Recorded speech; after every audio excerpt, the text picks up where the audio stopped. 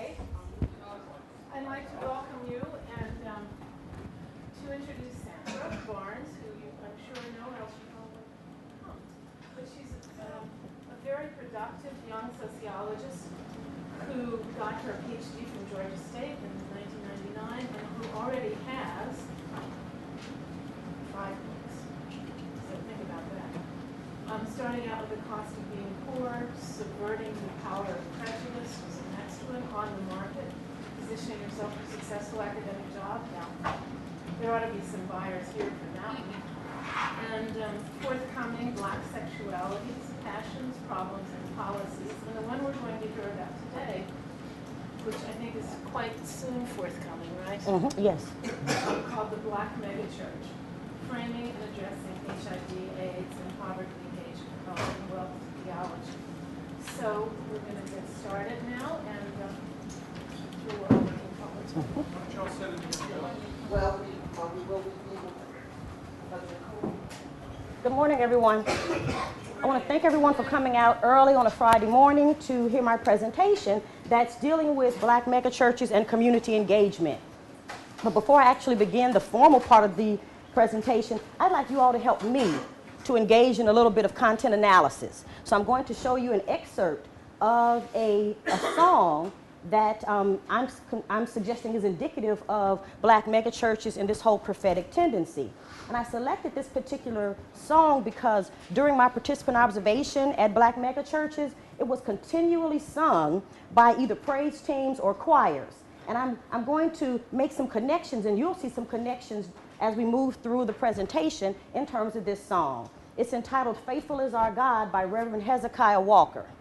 And also, as you're thinking about or watching the video, I'm going to ask that you ask yourself, what do I see, how do I feel, and then to do a little bit of analysis in terms of the lyrics, especially the chorus.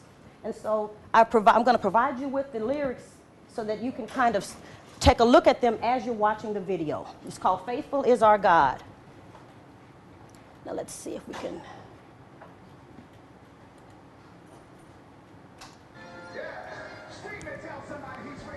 Can everyone hear that? Come on, turn around, tell somebody he's faithful. Thank God. Come on, clap your hands and praise the Lord one more time. Thank God. All over the world, I come to tell you, God is faithful. And everything that the devil has stolen from you, you are going to get it back this year. This is the year of the great get back because God is faithful. Reap in the harvest, God promised. Come on, everybody, open your mouth and say it with us. Just say faithful. Come on. Faithful. Faithful. Faithful is our God. Come on, all in that back. Come on, say faithful. Faithful. Faithful is our God.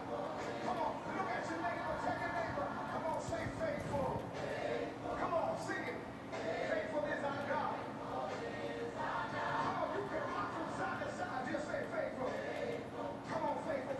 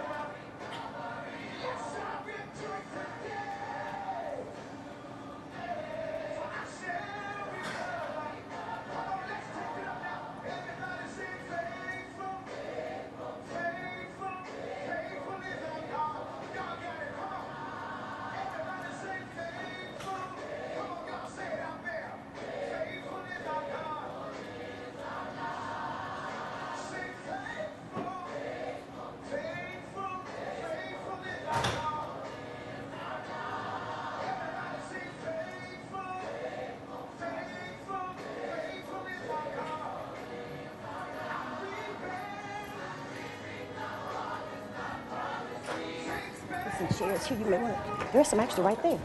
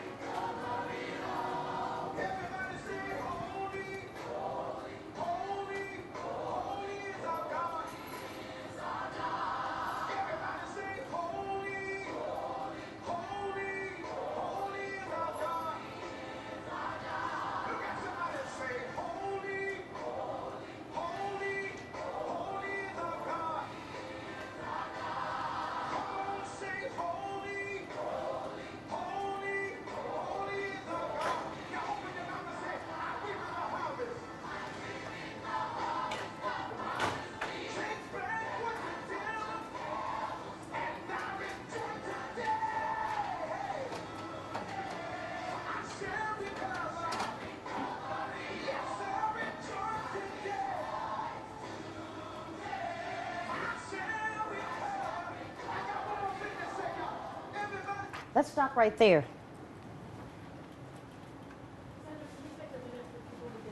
Sure, yes, there's some chairs over here. There are quite a few over here too. You wanna? Here's some over here.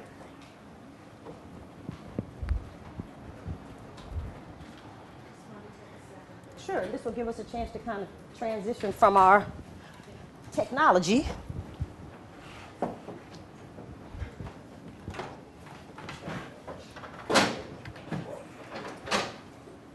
So I asked you to take part in some content analysis with me relative to this song, Faithful is Our God. So my first questions are, what did you see and how did you feel? Anyone? There are no right or wrong answers. Not taking grades. Yes. I wanted to go, yes, very charismatic, indicative of this whole notion of neo-Pentecostalism, which Lincoln and Mamiya predicted, but they had no idea that it would kind of take root the way that it has. Okay, anyone else? What did you see? What did you feel? I was wondering why my head was only doing this. Okay, your head's moving. Okay, so you're feeling something. All right. Anyone else? Yes, please. Wanted to jump right in. Wanted to jump. So something to draw you in. Anyone else? I wanted to know what the devil actually stole. Very interesting. That's going to be very interesting because one of the dynamics is, it suggests this is very personal. This is a personal exhortation, and they're talking about this whole notion of extreme expectations despite a variety of obstacles. Also, it's suggestive of this promise of a harvest. That harvest is going to become important later on in spite of the devil. That persons have this authority and ability to directly confront the devil. And this is very different in terms of the way in which Christianity has been appropriated in the past. So this whole notion of also, whatever my misfortunes have been, it wasn't bad luck. It wasn't happenstance. It was the devil. I'm going to speak truth to power in love. Okay, anyone else? Yes, please. Very scriptural. Very excellent. So this is biblically based. So the whole notion, if it's biblically based, then it is validated by the deity.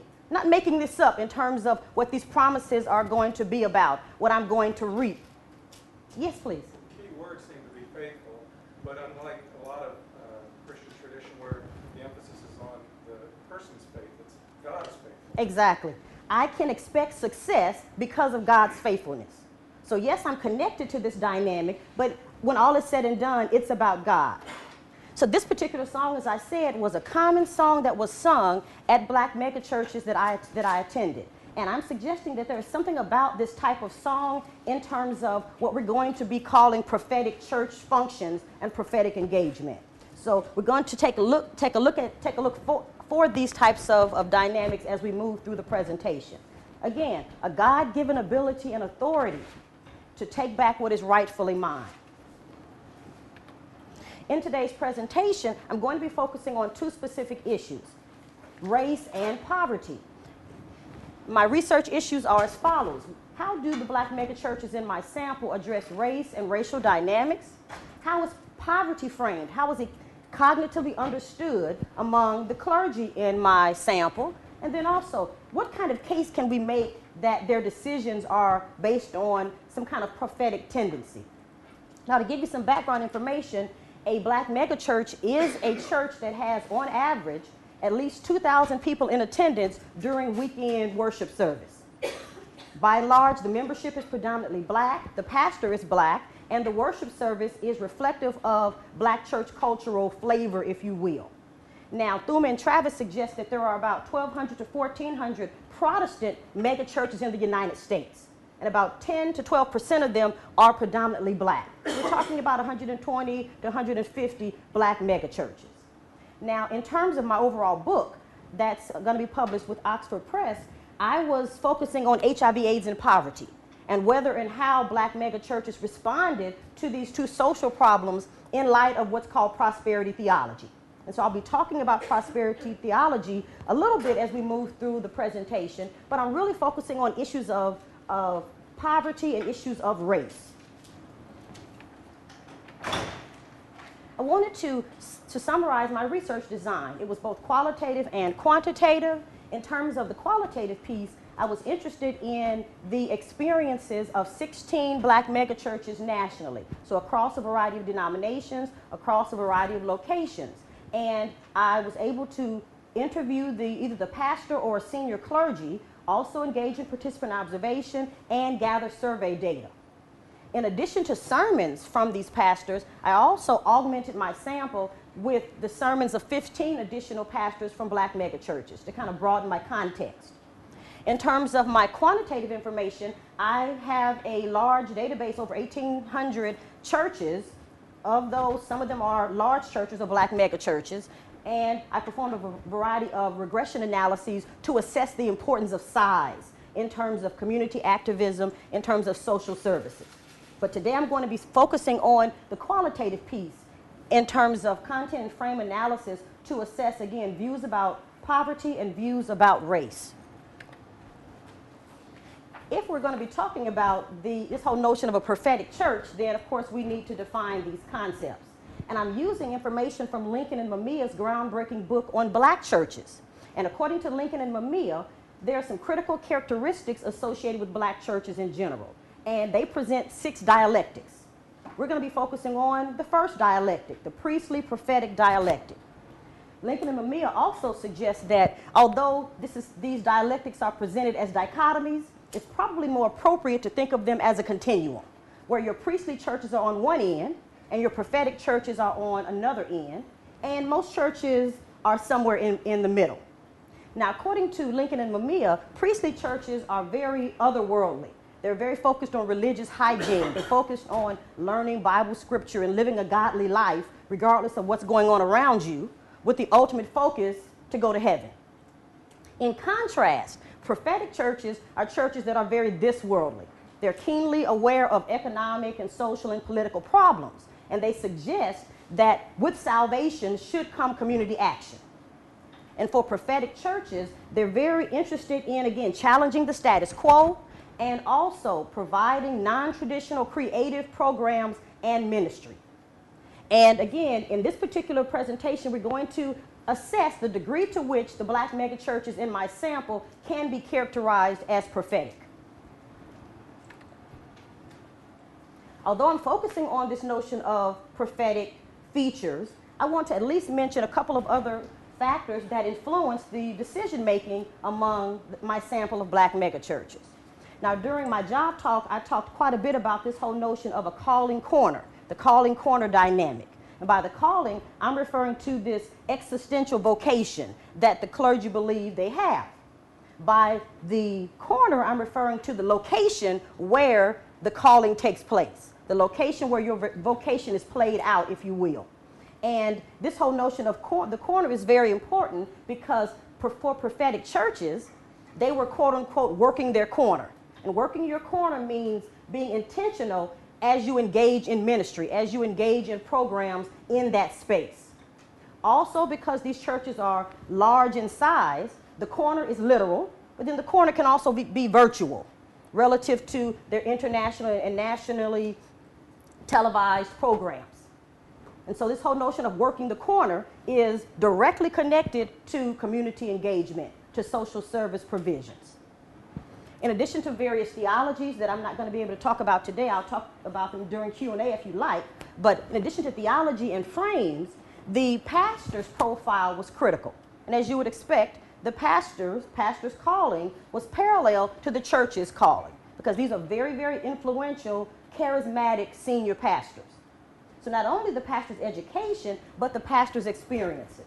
And this is going to be really important because prophetic pastors tend to influence churches towards prophetic ends. Now let's talk a little bit about race and racial matters. I was very interested in understanding how the clergy in my sample, how they understood matters of race and racial issues. So this information is reflective of the in-depth interviews as well as the sermon analyses and participant observation. My findings suggest that when we think about how race plays out, it's best to think about a continuum, where on one end you have your Afrocentric black megachurches, and then on the other end you have your race-neutral churches and churches throughout that continuum. If we think about racial matters, there was a very important intangible component in terms of whether or not race was salient for the pastors in these churches. And then also there was a very important tangible dynamic in terms of when all is said and done, what are the outcomes? How does race influence programs? How is race manifesting among the black megachurches? Another important issue in my overall book was this notion of black church cultural tools. And I was relying on Swindler's notion of Swindler's cultural theory. And in this case, I was interested in the degree to which black church cultural tools potentially influenced a prophetic tradition. And by black church cultural tools, I'm referring to the use of spirituals and gospel music, the prayer tradition, the self-help tradition, the whole notion of call and response. All of these have been shown to be important components in the black religious tradition. And so I wanted to find out whether they were manifesting among the black megachurches and the degree to which they affected programmatic decisions. What I'd like to do now is to share a couple of representative quotes with you in terms of how churches understood this whole notion of race. I mentioned this continuum, that's okay.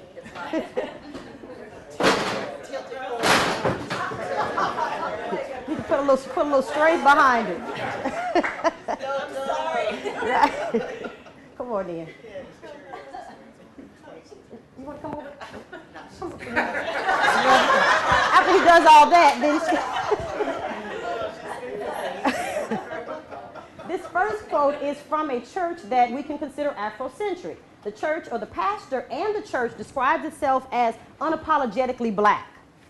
And this is a quote from a pastor. They're associated with the United Church of Christ in Illinois. And I'd like to read these quotes to you because I think it's going to be very important as we think about what it means to be prophetic and question that concept. According to this pastor, when we were started by the denomination in 1961, the desire was to have a white church in blackface. We were bougie, meaning bourgeoisie. We were not related to the community. We were not related to poor people. We had no gospel music. We had hymns, anthems, and spirituals. In 1968, Negroes turned black. So we had a Negro church in a black community, and the church started to die. At that point, the church said, we've got to change. Are we going to be a church related to the black community or not? So they made a conscious decision to be a black church related to the black community. We define ourselves. We don't let other people define us. For this particular pastor, their church is unapologetically black, meaning they acknowledge the importance of race, they affirm race, they understand they're black, and they like it. Another important point is this particular pastor is very intentional about lifting up the importance of race in their church in terms of iconography, in terms of songs, sermons. The stained glass windows all depict either people from black history or Afrocentric manifestations from the Bible. And so this is clearly a church where race is salient and it is influencing a variety of, or actually influencing everything in terms of their congregation. Another church that can be considered black-centered, not necessarily Afrocentric, but black-centered. This particular church is a Baptist church in Kentucky. According to the pastor, the black church has a responsibility to black people, but not exclusively to black people. Many people say there's no such thing as black church, white church. That's not true. Secondly, they incorrectly believe it's not biblical. If you study the Gospels, each of the writers had a particular audience that they were writing to. Matthew is writing to Jews, Mark is writing to Romans, Luke is writing to Greeks, John's writing to Hellenists. Paul was the missionary to the Gentiles. Peter is the missionary to the Jews. So they had their own homogeneous audience that they were attempting to reach. And the black church is not a segregated institution, but it does have a mission to the black community and beyond. And the name of his church is faithful to that mission. According to this particular pastor, they have a black-centered church, and he's very comfortable centering blackness, even though he's also open to other groups. So the pastor is embracing this whosoever will let him come, although the church is very informed by what it means to be quote-unquote black. This particular quote is representative of churches that can be considered race neutral. According to this particular pastor, I think we are necessarily biologically African. We are unapologetically Christian. And so it is our Christianity that informs everything that we do. But it does not do so to the detriment and to the exclusion of who we are ethnically and sociologically. We have not retained our posture within the 1960s, and we're not raising our fists in protest against the system. But at the same time, we're aware of who we are and what we've come from. This is, again, a race-neutral church, but the pastor is still cognizant of race and racial implications. So although this is not a black-centered church, we could say that it's definitely a God-centered or Christ-centered church. And the pastor is intentional about that framing. But it's very racially informed. And so this whole radical nature, I think it was very interesting the way the pastor noted that the radical nature of his calling and the radical nature of the church has kind of been tempered over time. But again, this is a race-neutral congregation. As I thought about the way that race was playing out among my sample, I wanted to kind of summarize it in the form of a diagram. And so we're going to keep it, of course, for the sake of time, keep it kind of basic in terms of focusing on the Afrocentric churches and then at the other extreme, your race-neutral churches. So when I considered minimally the music in the churches and the sermons, I wanted to ask myself, well, does race matter? And minimally, as you would expect, the Afrocentric churches tended to have music, and their sermons tended to be indicative of the black religious tradition. But by the same token, the race-neutral churches also had gospel music and syncopated music, and the pastors' cadence and rhetorical devices were connected to the black church tradition. What about how race is centered, or whether race is centered in the congregations? And by this I mean whether the pastor is intentional about establishing a positive understanding of black racial identity. And as you would expect, among the Afrocentric churches, that was the case. But race was not centered in the race-neutral churches. And a little later on, I'll talk about what I believe is critical. What's critical about centering a certain group of people during a period of time and in a particular space? What about liberation theologies? Here I'm referring to black liberation theology and womanist theology. Those theologies that tend to be associated with empowering historically disenfranchised people. As you would expect, Afrocentric churches were much more likely to espouse liberation theology and womanist theology. For your race-neutral pastors, many of them had not even heard of liberation theology. And if they had heard of black liberation theology, they definitely had not heard of womanist theology. So this was not central to their understanding of how God is working in the lives of people and how God has worked historically. By the social gospel, I'm referring to this belief that with Christianity should come servanthood, and that with Christianity should come an emphasis on the part of the church towards social justice and social action. Interestingly enough, regardless of how the churches viewed race, all of the churches had some understanding about the importance of being involved in social justice issues, the importance of being involved in terms of to some degree, in terms of activism. As you know, and Lincoln Mamiya write extensively about this, the self-help tradition is historically connected to the black church. in terms of the importance of personal empowerment, collective empowerment, and taking care of yourself and not assuming outside sources will assist you. The self-help tradition was reflected in Afrocentric churches as well as race-central churches and the majority of the churches throughout that continuum.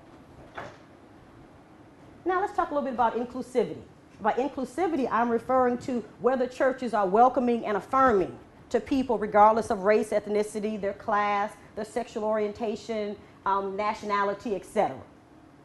This particular assessment was really interesting because I found that your Afrocentric churches tended to be much more inclusive than your race-neutral churches. It was very common among your Afrocentric churches to not only have openly gay persons, but to have visible representation of white congregants, Hispanic congregants, poor people right next to the wealthy people. During my participant observation, it was really interesting. Sometimes you would see, it's one particular church I remember, you would see people in fur coats sitting right next to homeless people. And the pastor was very keen about establishing that kind of inclusive space. Inclusivity was evident to a certain degree in terms of gender among some of the race-neutral churches. But by and large, the Afrocentric, the Black-centered churches tended to be much more inclusive. And I explained this by suggesting that because the pastors and churches are intentional about creating a safe haven for an historically oppressed group, African Americans, by default, they also create a safe space for other vulnerable groups. Very, very interesting and kind of unexpected when you think about a group, or if you're expecting a group that lifts up a certain racial group to somehow be exclusionary. That was not the case in this particular sample. I'm very interested in outcomes. What kinds of programs were these churches sponsoring? To what degree were they engaged in the community? And can we make some connection to issues of race? As you would expect, Afrocentric churches were very, very engaged in the community, and they tended to sponsor programs based on social problems that affect a disproportionate percentage of African Americans. So in that regard, race was critical in terms of their programmatic efforts. But by the same token, race-neutral churches also tended to sponsor programs based on, or in response to, I should say, problems that affect a disproportionate percentage of African Americans. And so it's very interesting, their programs were in response to Black dynamics, even for race-neutral churches. What about this issue of prophecy or being prophetic? What kind of argument can we make in terms of whether these churches are prophetic or not? My overall broad findings suggest that Afrocentric churches can be described as prophetic in terms of their purpose and their programs, in terms of creative programs, thinking outside of the box, challenging the status quo, establishing their own identity. Race-neutral churches, although I would not describe them as prophetic in terms of their purpose, their programs can be described as prophetic. So it's very interesting, although the impetus might be different. In terms of programs, the outcomes were pretty much the same. Now I'd like to talk a little bit about my results relative to issues of poverty. If you remember, I said one of the major objectives of the overall book is to assess how Black megachurches understood poverty. And so here I'm just going to give you a quick summary of some of those findings. Structure versus agency. This discourse was very, very important in terms of how the pastors understood, how they quote-unquote framed issues relative to poverty. So they suggested, by and large, a two-part remedy to address poverty. And the first remedy was systemic in nature, meaning it's important to challenge those structural forces that would tend to undermine the ability for people to escape poverty, for people to be economically stable. But also it's important to challenge people to change their minds, to change the way they think, to change the way that they behave so that they can escape poverty. So that macro level strategy or set of strategies was important, as well as micro level strategies, with the ultimate goal to either escape poverty or help African Americans and other people to maintain a strong economic status. In terms of frames, 3 frames emerged from my analysis of the in-depth interviews and the sermons. They were a holistic frame, a pragmatic frame, and a servanthood frame. I'm going to show you some representative quotes from each of these frames. by design, the black megachurches represent success. They represent economic success. They represent the ability to mobilize. They represent the ability to, again, to be victorious despite a variety of odds. So according to these pastors, if persons want to escape poverty, then they need to follow the program, follow the process that's presented by black megachurches. So the black megachurch becomes a model that, if emulated, will enable people to escape poverty. By the same token, the senior pastor becomes a model by which people can, if you can follow what the pastor is doing, follow the pastor's lifestyle, then you will have a good chance of escaping poverty. The megachurch is an example of success, and this is the way that they presented their congregations. I'd like to talk a little bit about some intangible dynamics that were just as important in terms of how pastors understood this whole notion of poverty. And this is this whole notion of thy kingdom come and divine favor. Thy kingdom come, of course, they're making reference to the model prayer. And they're suggesting that one of the objectives of their churches is to literally bring God's kingdom to earth.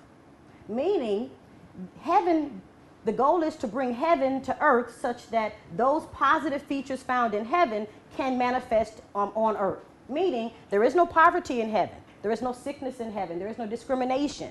There is no negativity in heaven. And so by thinking about thy kingdom come, they're suggesting we can bring that type of positivity. We can bring those positive features of heaven to earth. And that was one of their goals. But the question is, how are we going to do that?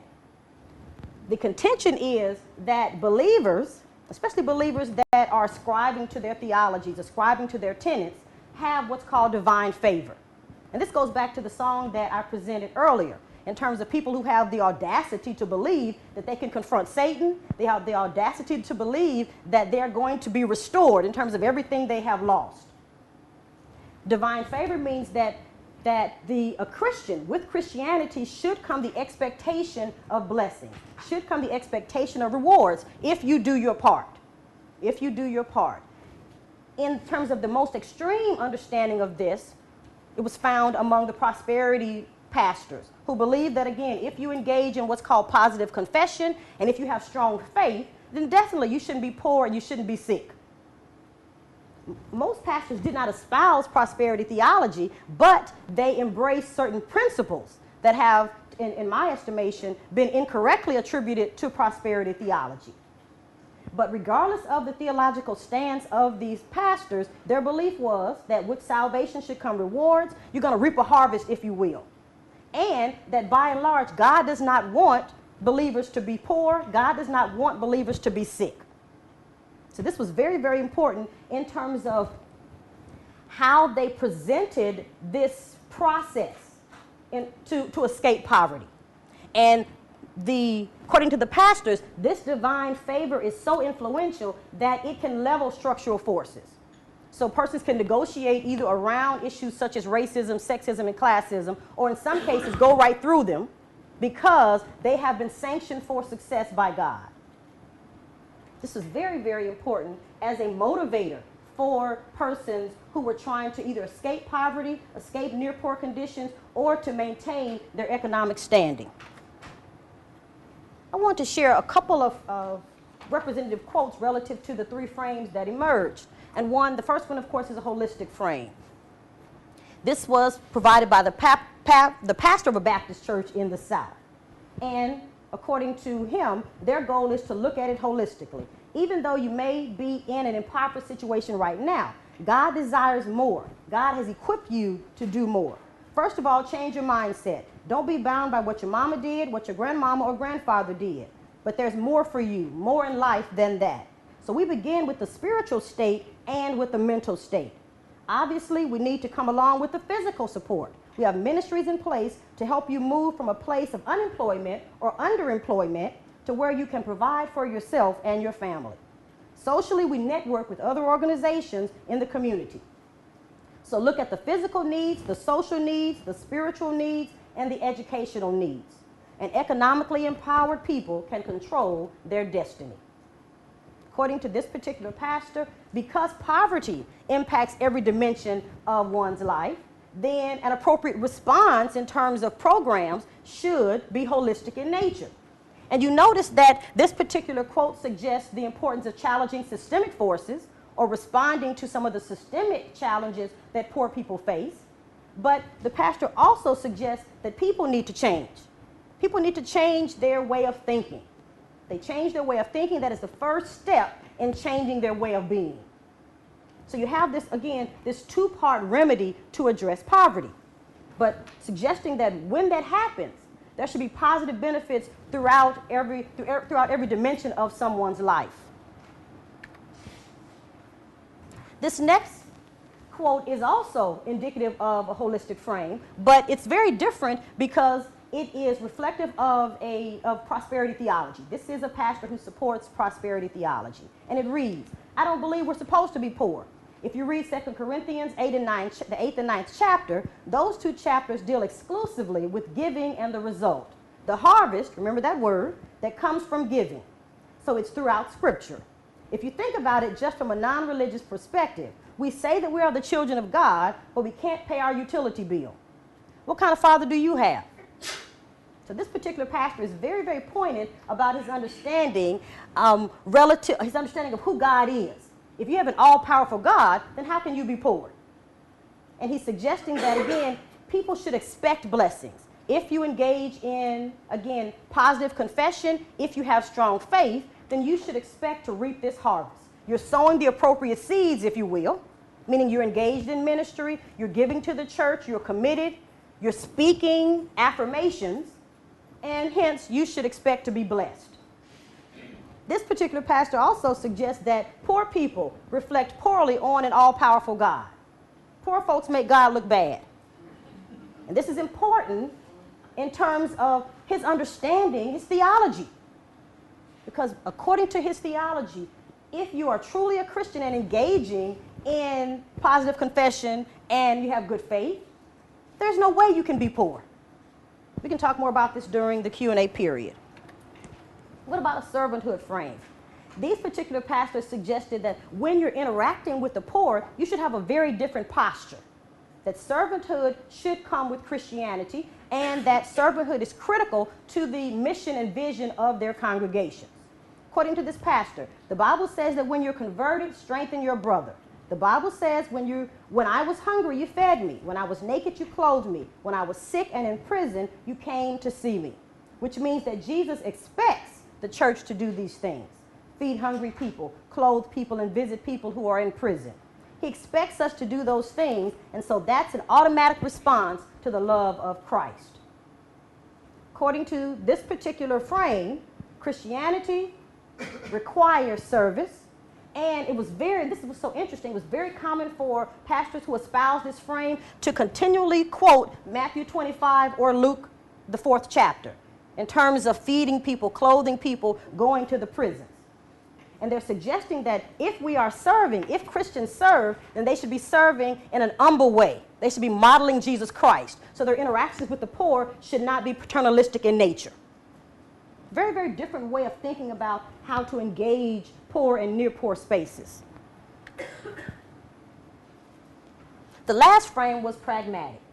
These pastors were responding not based on theory, on a theology, not based on some kind of biblical stance, but based on a very logical, common sense understanding about poverty.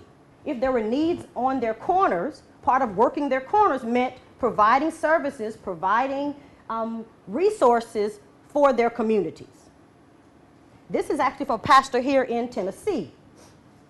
Very pragmatic way of thinking about poverty. No one is talking about it. How to not be poor. You're not empowering me to know how to manage money, how to get money, how to keep money. I don't have people who care enough to reach out and reach back. Because until all of us make it, none of us have made it. I don't teach my people to have success. I teach them to have significance in the earth, because that speaks to purpose. If you have significance, you have all the accoutrements of success. God designed it that way. When you walk in your purpose, you're going to get everything you need and then some. This particular frame is very corner-driven.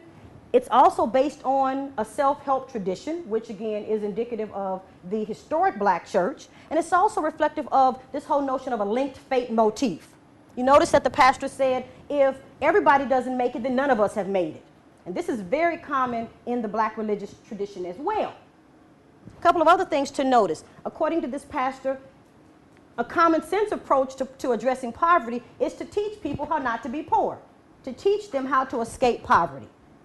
He also is suggesting that one of the critical features of escaping poverty is to be on purpose, to understand your calling, that if you are involved in your calling, you understand what it is and you're doing it, then you are going to be economically stable, that God is going to create a space such that you can be economically stable because you are on purpose.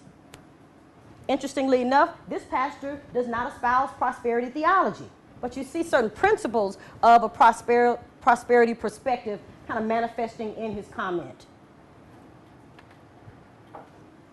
I wanted to provide you with a list of the most common types of programs sponsored by the black megachurches in my sample.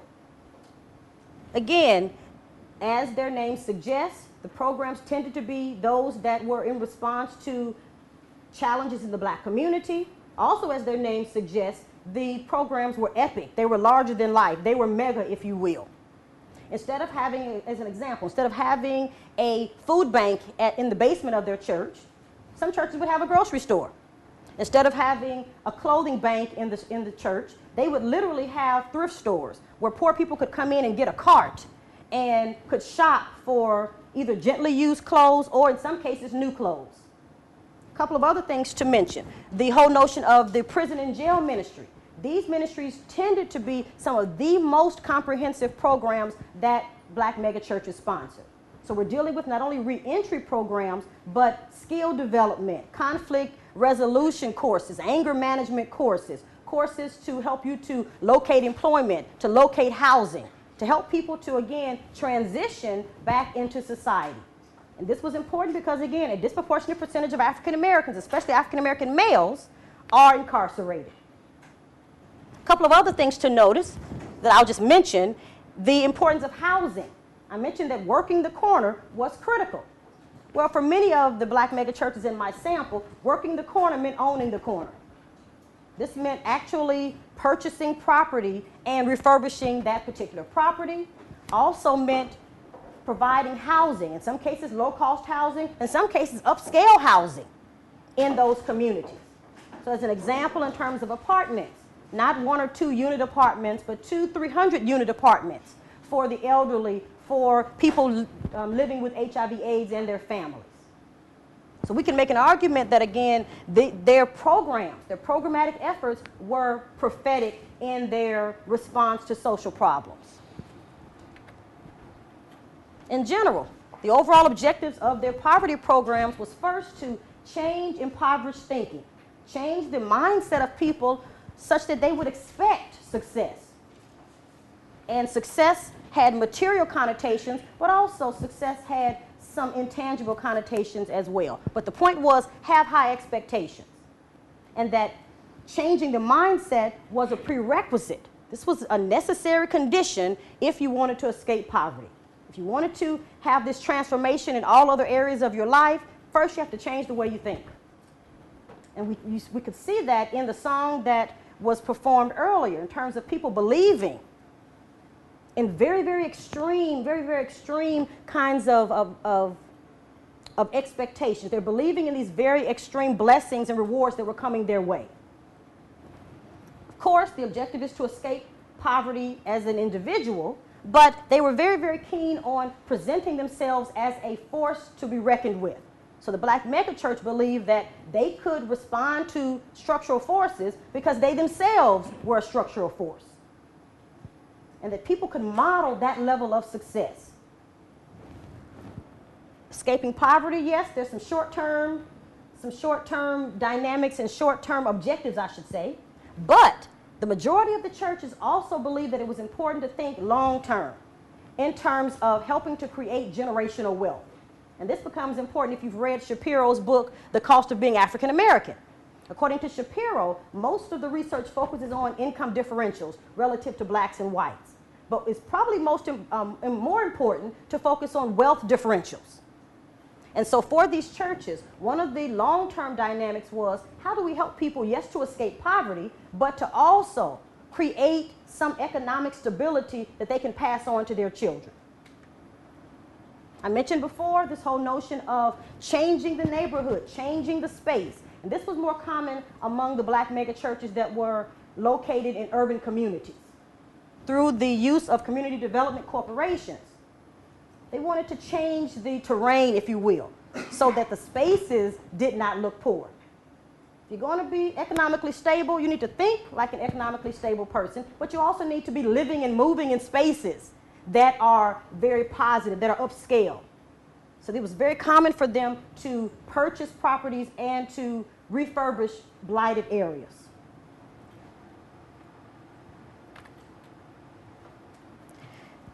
I wanted to kind of step back and give you a summary of those churches and their pastors that were most likely to be engaged in what I'm calling quote-unquote prophetic community programs.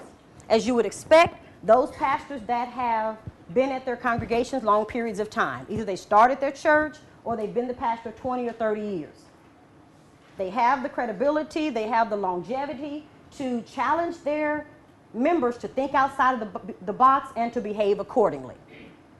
Those who espoused either social gospel or liberation theologies that they by and large had been exposed to in seminary, not Bible college. They were more likely to have some type of prophetic tendency. Some, of course, more extreme than others, but to be prophetic nonetheless.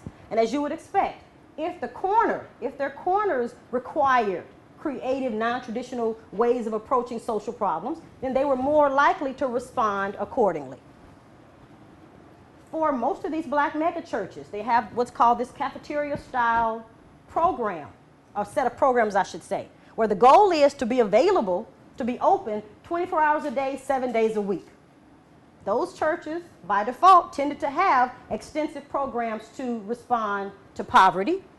And then, as I mentioned before, those that had this kind of belief about a linked fate between themselves and other persons who were less fortunate tended to be much more engaged in the community. Major takeaways in terms of these particular topics was the importance of thinking about race in a new way, in a different way, I should say. If you remember, I said that the Afrocentric churches, their programmatic efforts tended to respond in positive ways to community challenges, as did race-neutral churches. So it's very important for us to think about, yes, churches that may not lift up race in a traditional way, but that may be very race-informed, suggesting that they can have the ability to be very transformative in the community as well. Race-sensitive churches, if you will. But by and large, I'm very, very interested in outcomes, more so than, again, some of the other dynamics. But I'm interested in the correlation between what race means and the subsequent outcomes. I mentioned before that Afrocentric churches tended to center the black experience. And I'm suggesting that there is something very, very important about centering groups in a particular space. Lincoln and Mamiya write about the fact that during slavery, when the slaves were out in the bulrushes, engaging in worship, this was a critical time for them, a very important time for them, because no matter what was going on around them, this experience was about them and God. They were centered during that encounter. And that with the black church, you had a formal, organized way of centering the black experience, where people could come together and the focus was about them, where racial identity was very important and a racial focus was very important. I'm contending that among black megachurches, this centering process is all the more influential, because many of the churches are open 24 hours a day and 7 days a week. They're literally extending or expanding the centering process, where you can be centered 24 hours a day and 7 days a week. That this is very important in terms of empowering people, whether it be based on race, whether it be based on class, or whatever the difference is in that particular congregation. I mentioned before, the mentality is we can do these things because we are divinely validated to do so. We have God's favor, and this will enable us to think, to move, and to establish programs that, if necessary, are outside the box. A couple of critiques, though, of black megachurches. Yes, there definitely was the self-help tradition manifesting among the congregations, but other than, I think, one church, all of the programs, all of the understandings about engagement were within capitalism. So only one church was challenging the current economic system. So this whole notion of bringing God's kingdom to earth suggests that by default, heaven must be capitalistic in nature, because they weren't challenging the status quo to that degree. Although the human resources of black megachurches are considerable, their economic resources are considerable, I'm suggesting the need for a national black megachurch alliance. Some of them are networked around denomination, or they're networked in terms of pastors with like-minded theologies. But I'm suggesting that they can harness their resources to a greater degree if there is a national alliance among them. Well, are these churches prophetic? Response is, it depends. I'm suggesting that we need to expand our understanding of what it means to be prophetic. Definitely consider outcomes, but also consider the process, if you will, the process by which the churches are engaging spaces. I'm suggesting that it's important to think about how and whether black megachurches are effectively engaged in the community. And I say that because actually the largest church in my sample was not as community engaged as some of the smaller megachurches.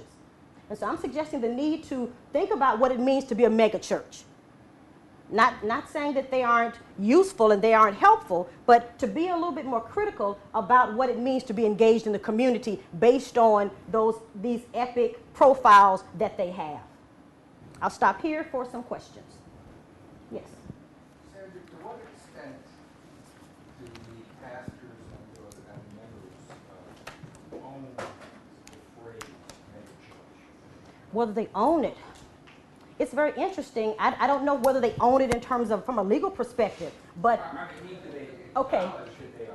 Interestingly enough, yes. Oh yeah, that's us as distinct from them. Interestingly enough, many of the pastors, especially those pastors that started off with small churches and the churches grew to mega status over time, they didn't view themselves as mega at all. They viewed themselves as we have a pretty big sized church. And the senior pastors did not believe that they had the kind of influence that they do. They believed, well, we have a leadership team. And yes, I'm the pastor, but we're making these decisions by and large in a democratic fashion. And so this understanding of mega is something that is more placed on them than they kind of ascribe to themselves, except for and I say except, the largest church that was in my sample. He knew he was mega. And he liked it, so yeah. So by and large, those churches that had kind of, and this church was a relatively young church. Most of the older churches, and by older I mean they started in the 1960s or some earlier than that, and they grew. They have a very, very different understanding of their church size. Yes. The emphasis of the data you presented was on the perspective of the pastor through the Yes. interviews and sermons. Do you have any information about the extent to which the membership saw things the same way or not? The reason I didn't, there's a great book called Righteous Riches by Harrison that focuses on one mega church, and he interviews a variety of members in the church. I decided to do something very different because of the research by Chavez and the research by Lincoln and Mamiya and Billingsley that suggests that black pastors have much more influence on the purpose and profiles of their churches. And so the answer to your question is, I didn't want to, given the diversity among the churches, I didn't want to get into trying to splice out views relative to the views from members. I wanted to really go to the heart of the power, and that was the senior pastor. Okay, yes. Do you know anything, or I think it's beyond the scope of your work, but you know something about how these churches fit into the power structure of their community and how that works? I can talk a bit about it in terms of this whole notion of, again, the use of CDCs. And we're going to be talking about black megachurches in politics next month. The fact that, especially the churches that are purchasing properties and refurbishing spaces, they're literally controlling their communities. And Thuman and Travis, they write about the fact that one of the myths of of megachurches in general is that they're negatively influencing their communities. They come in, there are a lot of people, the traffic is bad, and that they are somehow stripping the community of its kind of family orientation. This was not the case, and actually Thuman and Travis suggested that's not the case among megachurches in general. Especially, so urban spaces, they tended to come in and have a very positive influence on those spaces. I can't really say about those suburban churches that, again, literally have gone out into the suburbs and they have campuses. They tend to be a little bit more isolated from urban challenges, etc., because literally they're out in the country. Interestingly enough, most of those churches did not start as suburban churches. They were the result of out-migration. Could you tell us what you were speaking about? It's during the Black History Month, one of the symposium. I'll have to get that to someone and they can. Send it to Jill. Okay, but I'm dealing with the political dynamics of Black megachurches. Yes, please. Sure. By the way, this is wonderful work, beautifully Thank done. you. One question is, did you see, I'm assuming all of your pastors are male? All the ministers are male of No. these megachurches? No. So did you find a difference in terms of the philosophical views about poverty and all this religion as a function of gender? That's one question. Okay. And the second question is, it's related to what Doug was asking you, and that is, did you get the sense that they were aware of the implication of controlling one's destiny on those that didn't have? So how are they grappling with the fact that everyone wasn't successful? Right. And so how do they reckon with Okay. those So how do they reconcile the reality of poverty? Oh, yeah. Exactly. Because surely all of their parishioners Are not poor. wealthy. Are not And so exactly. this notion of victimization, you come into a congregation and they're telling you that you control your destiny, yet you see that you're still having problems paying your electric bill. How are they getting their head Exactly. around continuing that? First question, in terms of gender, Yeah. you're right. The majority of pastors were male. Yeah. One of my pastors was female, and then there were co-pastors, male, female, generally husband and wife, who were co-pastors.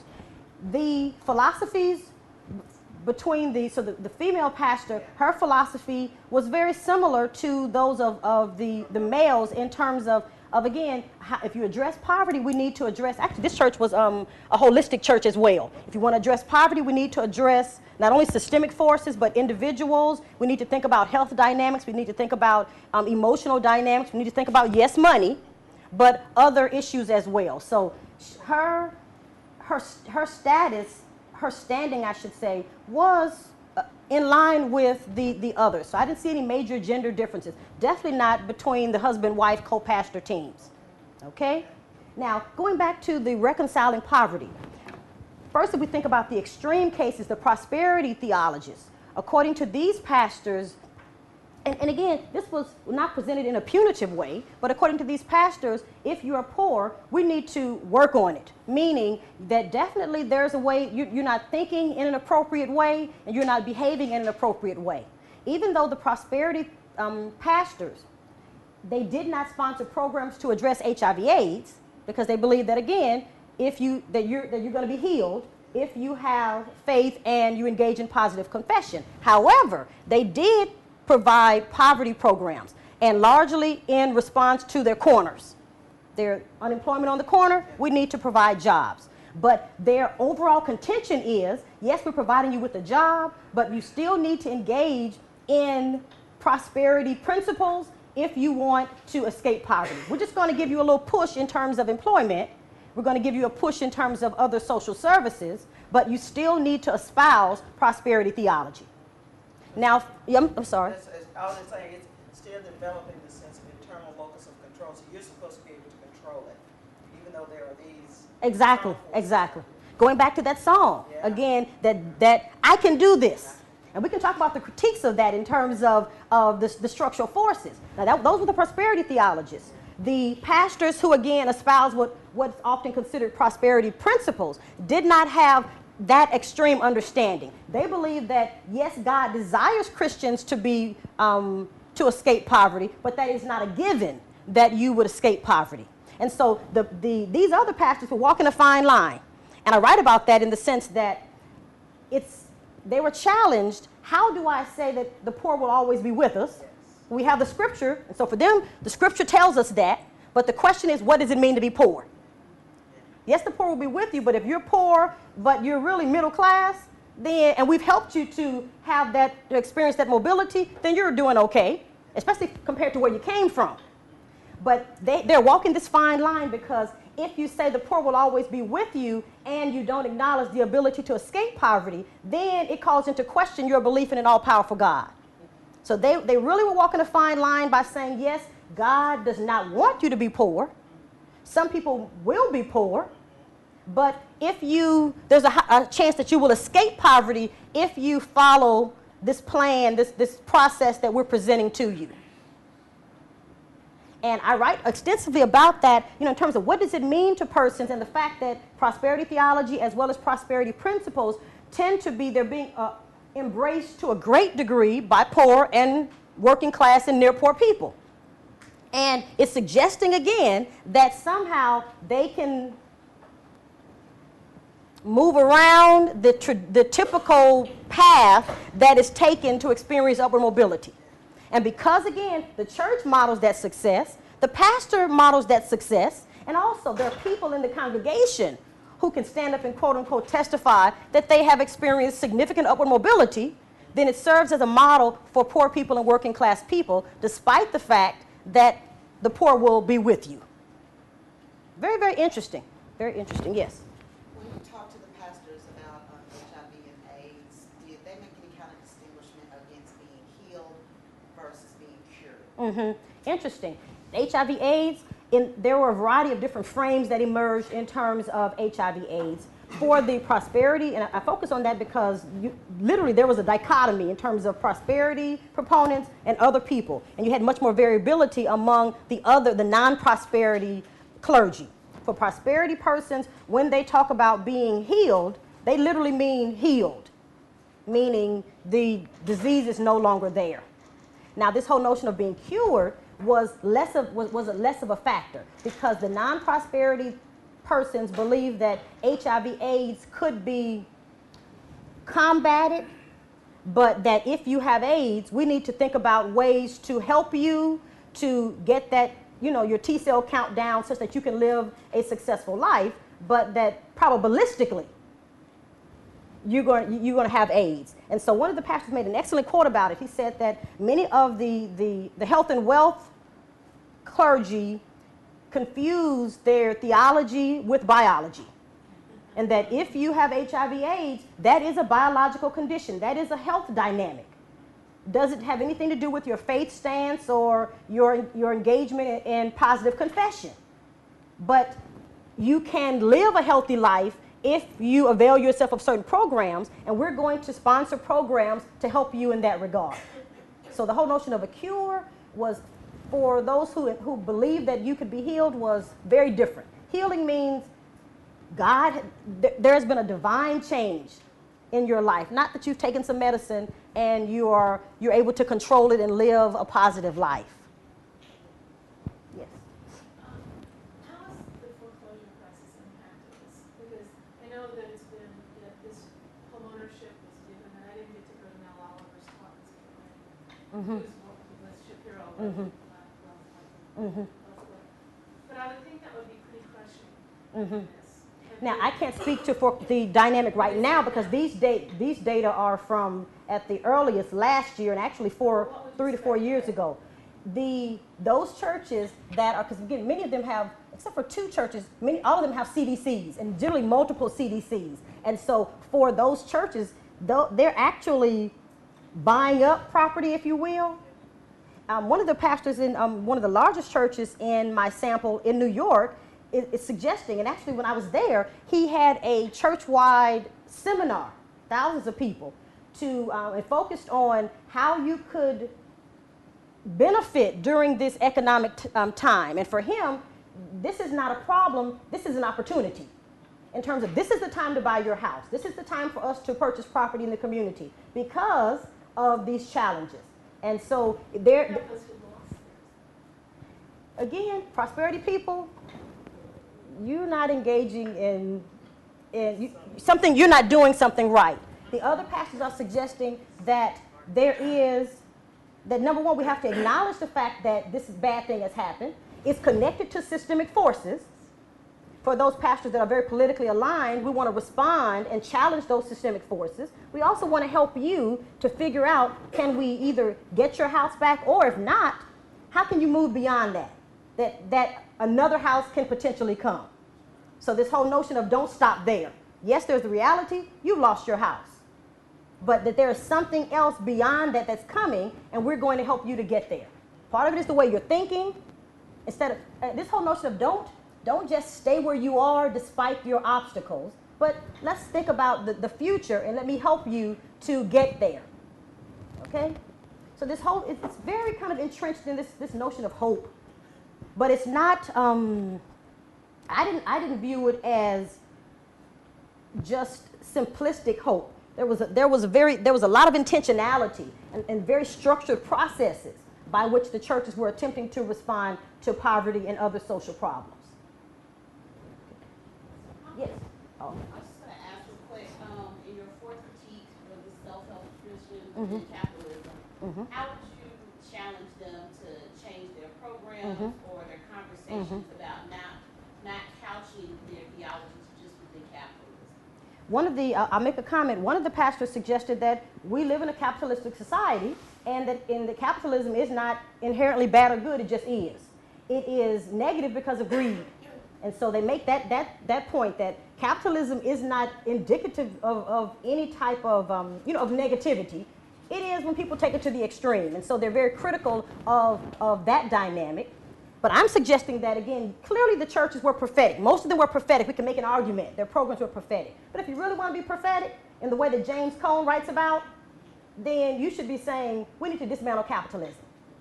If you want to address poverty in a systemic fashion, yes, we can say folks are greedy, but the greedy folks are going to continue to come up. So we need to create another system that will prevent them from getting in positions of power. So that was my critique in terms of, well, did I see this prophecy at its extreme level? Or were they being prophetic within the current system? And most of them were attempting to do just that. But that's exactly what they were doing. Yes? How does Jesus frame his churches? What is the relationship between megachurch pastors and denomination pastors? Okay. In other words, are they stealing their people? Okay. How do they deal with succession? Because I'm assuming that these are second generation pastors that you're looking at. Some are. Okay, because I know we're running out of time. Let me deal with those quickly. Jesus is, of course, central, because Jesus is the means by which salvation occurs. And we can't reap the rewards. We can't, whether you be prosperity or non-prosperity, we can't reap rewards unless salvation occurs. And salvation cannot occur without Jesus. Quick, next question. Mega churches and denominations. Some of these churches are largest denominations. And so, by and large, black mega churches and mega churches in general tend to be either non-denominational or Baptist, where they can be independent and make their own decisions. So you find that the churches tend they tend not to be associated with denominations. And you also find that, yes, I'll use the term with the students, there's a little player hating going on, where the denominations and the smaller churches are a little jealous because the mega churches are siphoning off their congregants as well as potential congregants. And so you have that challenge among the bigger churches and your smaller churches. Lastly, succession. The majority of the pastors in the older churches, the urban churches, are elderly, 60, 70 years old. The suburban churches tend to have younger pastors, 40 years old, etc. And so the issues of succession hasn't come up for those pastors. For the older pastors, it was very common during the interviews for them to talk about planning and preparing. One of the churches actually has had a relatively smooth transition where the senior pastor is now has been transitioned out, and they have a person, again, who follows the same theology, follows the same profile as that pastor. He's just a younger version. So the older pastors are very intentional. There's a statement that everything is intentional in mega churches. Everything is intentional, literally.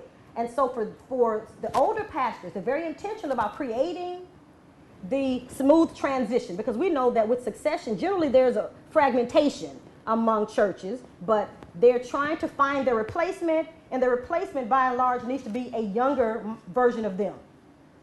Okay? I think we're out of time. Yes. We're out of time. I just want to thank you for coming. I think this has been a great, this is my first effort to be taking over, developing as the director and developing the Theology series. And on Wednesday next week at 5 to 6:30, we're going to be having a discussion about how you do community-based participatory action research and also activist change in communities of faith. And I hope Sandra will be Yes, I'll be there. I'll be and there. I'm hoping that you will come with a perspective on that. And, I'm thinking maybe I'll try to, I'm sure I won't have time, but it would be nice to write something up about different things to start with.